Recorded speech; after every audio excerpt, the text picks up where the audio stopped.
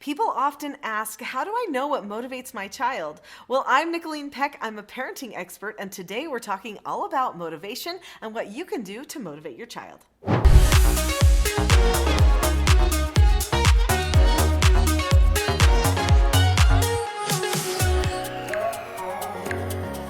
So let's talk about motivation. What does it mean to really be motivated? Well, it means to be inspired. It means that in some way you feel driven to do something you wouldn't normally do, to say something you wouldn't normally say, to be something you wouldn't normally be. There's a phrase I learned years ago, and the phrase is basically a whole bunch of words all squished together, and it's say, go, be, do. I'm gonna say that slower. Say, go, be, do. And the point of the word is, do I feel like I need to say something, go somewhere, be something, do something? Then I'm going to do it. That's what it means to be motivated. It's driven. Are you wanting your child to be more driven? Well, let's talk about how to figure out what puts that spark or that drive inside of them. There are many things that motivate. Children are motivated by a number of things. Sometimes they're motivated by snacks and treats and food. Sugar is usually always a bit of a motivation. They're motivated by fun activities. They're motivated sometimes by alone time that they get to just think and read and do their own activity all by themselves. Some children are motivated by connection with others, like friend time. Some children are motivated by having time with their parents, just them, on a special date or activity alone. Some children are motivated by gifts. Others by hugs and cuddles and touches and high fives. Some are motivated by just being able to sleep in the morning sometimes, depending on their age. I know that a lot of children in their teen years would do almost anything for an extra half hour of sleep. So motivators can be different depending on where a child's at developmentally and what their life is like on a regular basis. The list could go on. Of course, there's TV time, phone calls, and special events that come up. So let's make a list of what kinds of things your child likes. You can start out by listing things that your child does enjoy doing. Think of the things that your child likes to do on a rainy day when there's nowhere else to go. What motivates them then? Do they like to have time with their Lego and to build something? Do they get really inspired when they start composing a piece on their instrument? Do they like talking and playing puppet shows with their brothers and sisters? Do they like making a special treat like chocolate chip cookies for the family? What is it that they would do if they had all the time to themselves? That is usually the thing that motivates them. And it might surprise you because we think the things that motivate our children have to cost money or be somehow big, spectacular things like going to the amusement park and loading them with all kinds of gifts. But usually the things that motivate our child are more like regular life activities. In fact, when it's a cold, rainy day, do they come find you, snuggle up next to you and say, let's read a book. Mom, will you read to me? That means that's a motivating activity. They enjoy that activity, and that could be something that they feel like they want to work toward, having more time to read and spend cuddle moments with you. Does your child like to build forts on that rainy day? Well, then you know that your child probably likes to do things that involve construction, hands-on, making projects like that, creating something. Do they like art? Do they like to eat? Well, then you know what direction they're headed with the things that motivate them most. Some parents tell me that the digital world motivates their child the most. And I know that's a really common thing, but do be careful there because I think using the digital world as a reward for our children all the time puts a little bit too much power in the hands of that digital world. In fact, it makes it so that we're turning our attention on the digital far too often. That doesn't mean you can't ever have digital be a motivator for something.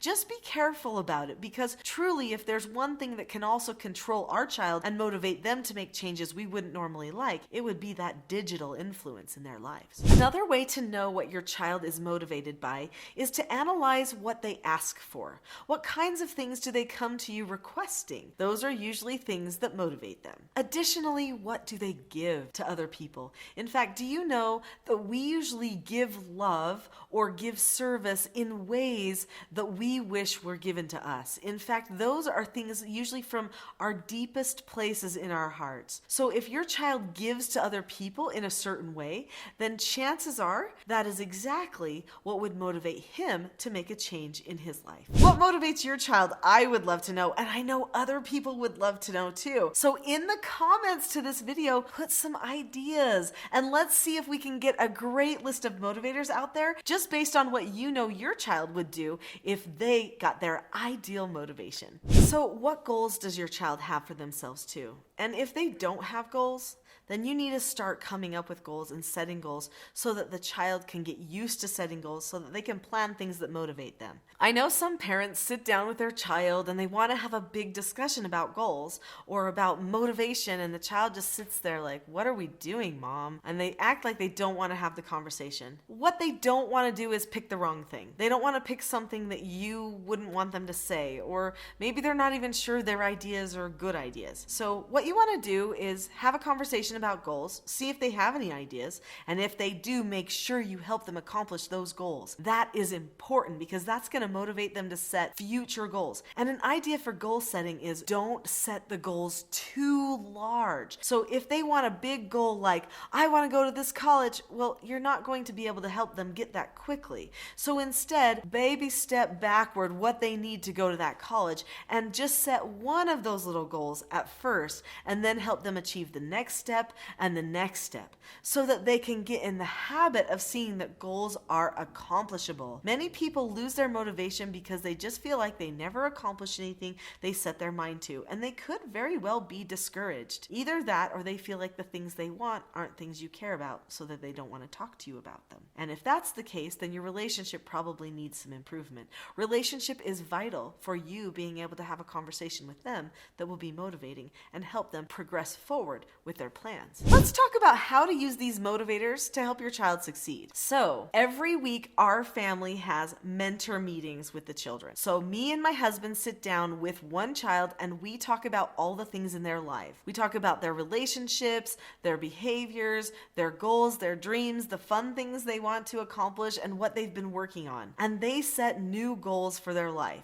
So having a weekly mentor meeting, which is what we do with these mentor journals, we have mentor sheets inside where we schedule their week, we talk about how they're accomplishing past goals, and we help them set new goals. This book is a vital piece for helping our children stay self-motivated in all the things they do. The second thing is to have skill development. If your child feels like everything's happening to them and they don't have any control over themselves, then they lose motivation quickly. So it's a good idea to teach them certain skills. In the Teaching Self-Government Parenting course, which is on teachingselfgovernment.com, we teach 4 basic skills to children. We teach how to follow instructions, accept no answers and criticism, accept consequences, and disagree appropriately. These 4 basic skills help the child navigate life in a way that is assertive and makes them feel like they have control over what's going on. In fact, they're really empowering skills. Not only that, but they're great for family communication and for honoring parents, all at the same time.